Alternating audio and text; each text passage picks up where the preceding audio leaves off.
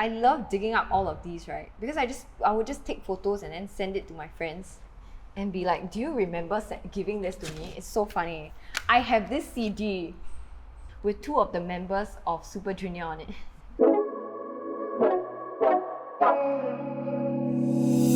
Hi guys, so I am here right now in my brand new apartment. I'm actually in the process of moving in, so there's literally nothing in this house right now. It's very exciting to be moving into a new place. You know what I really like about empty spaces in a new home is that they don't really feel very empty actually. They oftentimes feel very full of possibilities and dust. Yeah. Anyways, you might hear a bit of noise here and there throughout this video because we're still doing final paint jobs and cleaning jobs. But I just wanted to film this video real quick because I came across a bunch of really cool stuff while I was unpacking. Some of these things were a bunch of childhood things that my dad kind of put together, and maybe I also just put together, but I actually never took them out of whatever boxes they were in. But now as I'm moving into a new place, I started to open them and they're like a time capsule, you know. And I feel, you know, as I move into this new house at the dawn of a new year, I'm feeling very reflective also, and I thought this was a perfect time to talk to you guys about this one thing that I started to realize, which is the importance of reminiscing. So let me show you some of these things, okay? So for instance, I have this one book that my dad put together, right? Of school photos. So these are like my kindergarten photos all the way till when I was in secondary school. I have more childhood photos. Let me try and find. Oh! So, when I was about 4 or 5, my parents put me in this child modeling class. See, they teach you to pose like this. A bit awkward, but you know, some of these though, some of these slap. Look at this. This is actually very natural. And I do remember that right after you finish this modeling class, they'll get these headshots for you so that you can submit to auditions for, I don't know, acting roles or modeling roles. And I remember the very first audition that my mom sent me to was a McDonald's television commercial.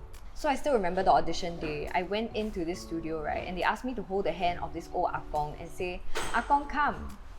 And I was very taken aback and I didn't want to do it because I felt like this guy is not my Akong. Why should I do it? I didn't want to betray my real Akong, you know. So I completely flopped the audition, and I think my parents just decided I was not cut out for child entertainment, I suppose. But anyway, a few months later when the advertisement showed up, my mom said, "See, this could have been you." And it clicked in my head that was what I was doing. I was doing an audition because you never realize, right, like what exactly goes behind the scenes of a TVC. So I think that's one thing I learned, right, which is that kids understand more than you actually expect them to. But anyway, my parents decided I would just focus on school, and so I didn't get a single acting gig after that. But it's kind of funny how as I got older, I managed to still find my way into the entertainment scene. And then I found cards that I kept from my friends as well. I love digging up all of these, right? Because I would just take photos and then send it to my friends and be like, do you remember giving this to me? It's so funny. I have this CD with two of the members of Super Junior on it. These are my two favorite members. Coolest CD ever. Indeed. Yeah, so this is my friend Tian from secondary school. We're still really good friends till today. I have a few cards also from friends from either primary or secondary school whom I don't talk to anymore. I think, again, when I was looking through that, it really taught me a lesson about treasuring friendships. It's a two-way street when it comes to friendships and maintaining them. So honestly, looking at that really made me appreciate the friendships that are still with me till today even more. And I have another old sketchbook, 2006. I wrote random things to do before I die. And it's kind of funny because I've actually started, or at least accomplished quite a number of these things. There are a few things I realized were not very possible. I wrote visit China on a Chinese New Year, but I realized it's a bad idea to do that because everything will be closed or very packed. So I'm gonna adjust that a bit.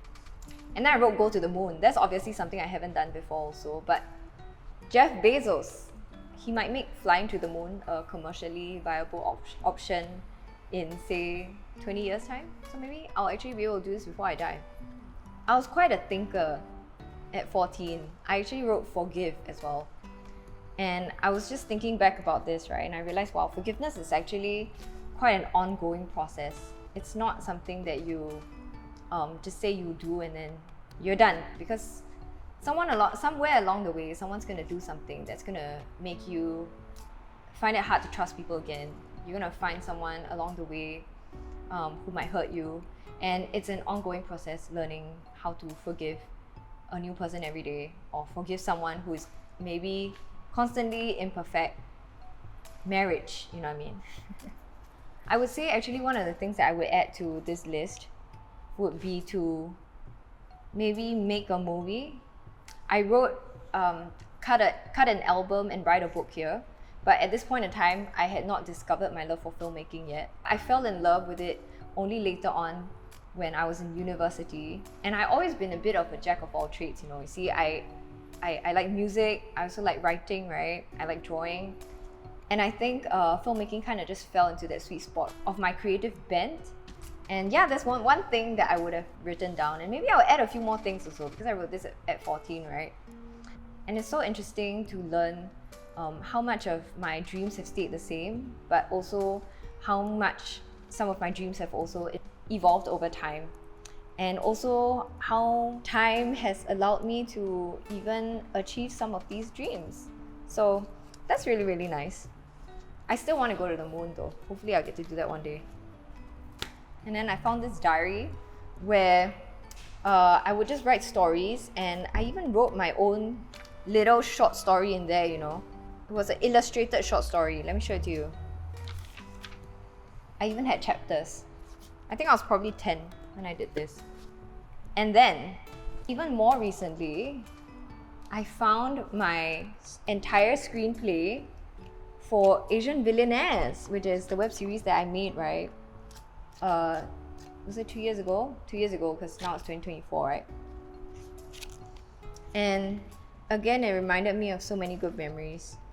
Everyone who was in it was so amazing, and it reminds me again of what a great cast and crew I worked with, and how I want to make something even bigger for my next project.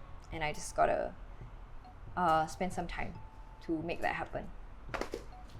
And in this box, right, I also have some scripts and storyboards from a web series that I was actually making halfway at my previous company, but because of COVID and a bunch of different other reasons, I didn't get to complete it.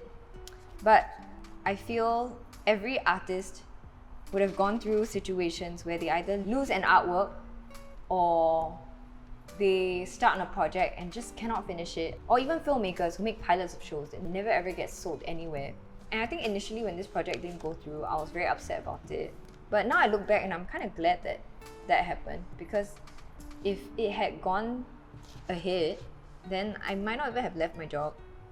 It might have been good enough reason for me to stay, and I wouldn't have made a lot of the things that I've made in the past couple of years. So yeah, it kind of made me think about this quote, that says you never lose, you only win or learn. And I think looking back at all of these, they're all just either reminders of my wins or reminders of ways I've learned. But okay, that's about it. To close off, I just wanted to talk about why it's so important to reminisce.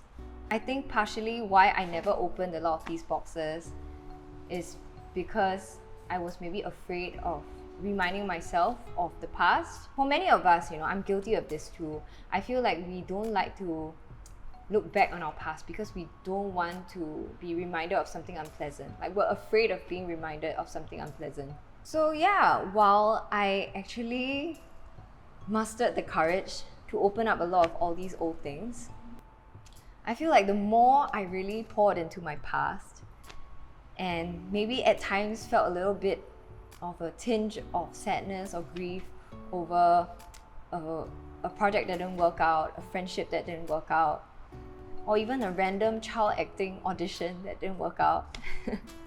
I'm reminded of how I've made projects that I'm really proud of since. I'm reminded of how I've had friends whom I've laughed with and cried with for years since. And I'm reminded of how opportunities that I had lost as a kid somehow managed to find their way back to me again as an adult. So it's really cool And as I started to think about all of these things, I no longer felt afraid of the past.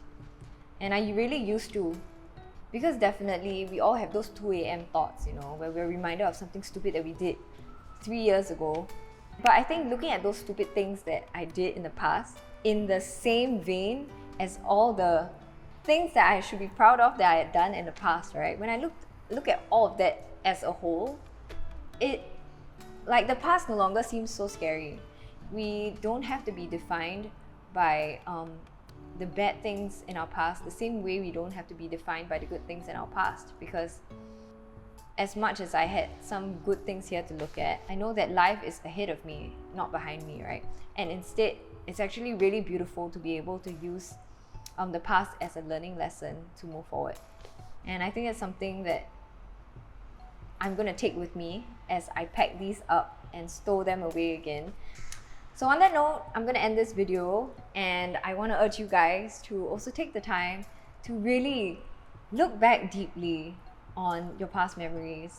Even if it reminds you of something bad, I think it's so important to process it and find a way to see yourself in a state of triumph over that past negative experience, and cherish the things that you should be grateful for, but you just completely forget about because you're just so focused with whatever you're trying to strive towards.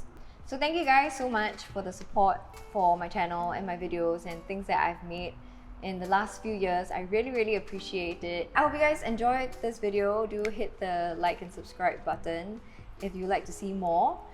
I am making it a goal to make a lot more content in 2024. So please stay tuned, and I hope you guys have a very happy new year.